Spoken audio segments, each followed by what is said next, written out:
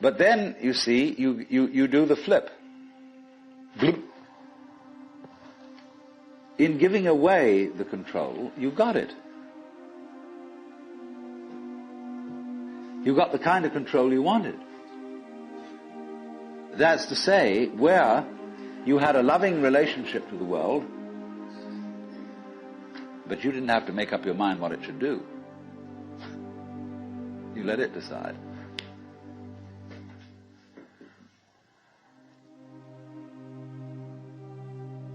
Now, do you see that's how your bodies work? You don't have to make up your mind what your nerve cells are going to do. You've delegated all that authority.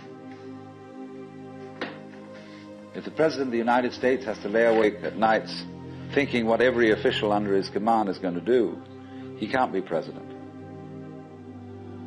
He's got to make an act of trust in all those subordinates to be responsible and carry on their things in just the same way as you make an act of trust to all your subordinate organs to carry on their functions without you having to tell them what to do. And this is the secret of what we will call organic power as distinct from political power. Lao Tzu puts it in this way: the great Tao flows everywhere, both to the left and to the right. It loves and nourishes all things, but does not lord it over them. And when merits are accomplished, it lays no claim to them. The more, therefore, you relinquish power, trust others, the more powerful you become. But in such a way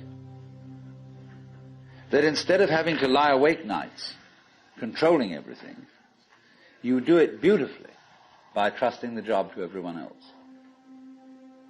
And they carry it on for you. So you can go to sleep at night and trust your nervous system to wake you up in the morning. You can even tell it, I want to wake up at 6 o'clock, and it'll wake you up just like an alarm clock.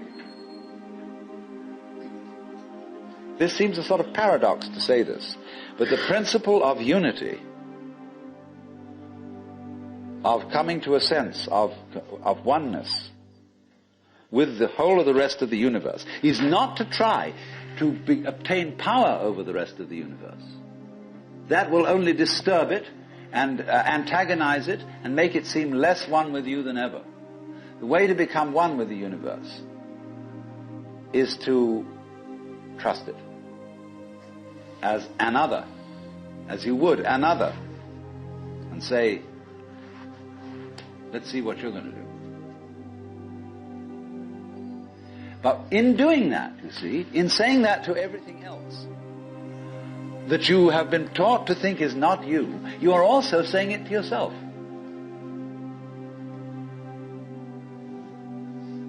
Because finally, as I pointed out, you do not know where your decisions come from. They pop up like hiccups. And when you make a decision, people have a great deal of anxiety about making decisions.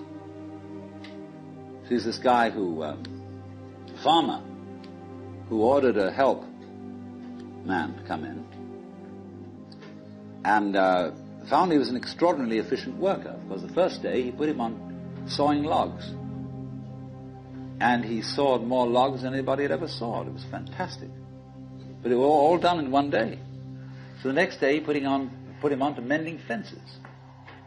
And there were all kinds of broken fences around the farm, and in one day he had the whole thing done. So he thought, what am I going to do with this guy? So he took him down into a basement and said, look, here are all the potatoes that have come in from this harvest. And I want you to sort them into 3 groups. Those that we sell, those that we use for seeding, and those that we throw away.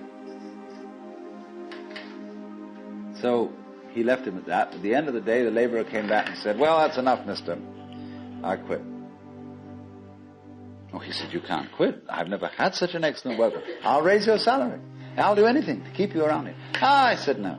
It's all right mending fences and chopping wood, but this potato business is decision after decision after decision after decision.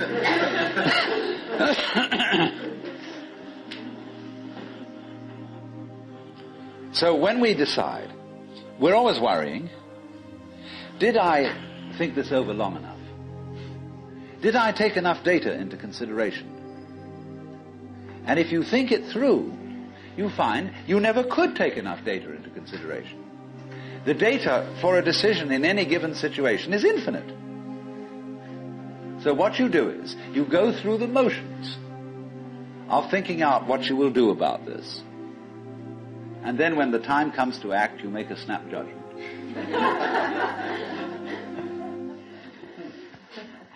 I mean, I'm speaking a little extremely, making some fun of it and so on, because after all, we do occasionally get the vague outlines of things and make a right decision on rational grounds. But we fortunately forget the variables that could have interfered with this coming out right. It's amazing how often it works. But warriors are people who think of all the variables beyond their control and what might happen. So then when you make a decision, and it works out all right,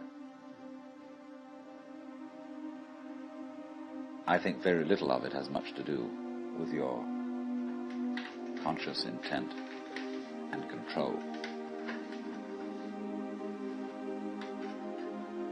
But somehow or other, you are able to decide and control things more harmoniously if you delegate authority.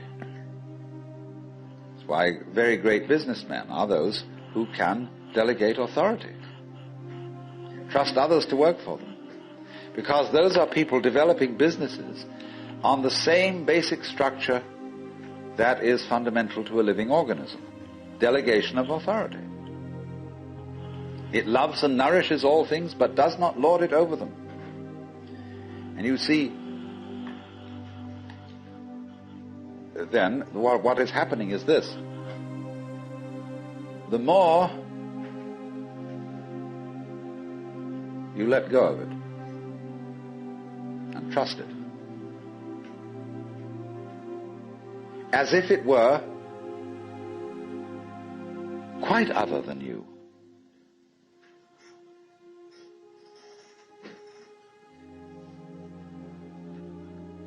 the more you realize the inseparable identity of self and other.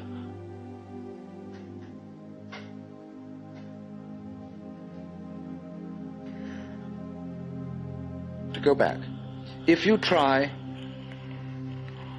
to find the identity of self and other by subjecting other to self, no go.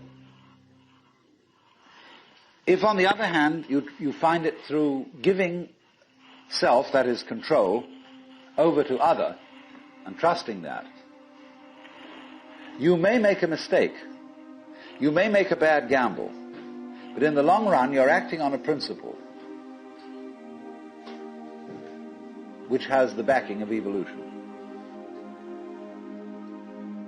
This is the way biological evolution goes on. Constant delegation of authority.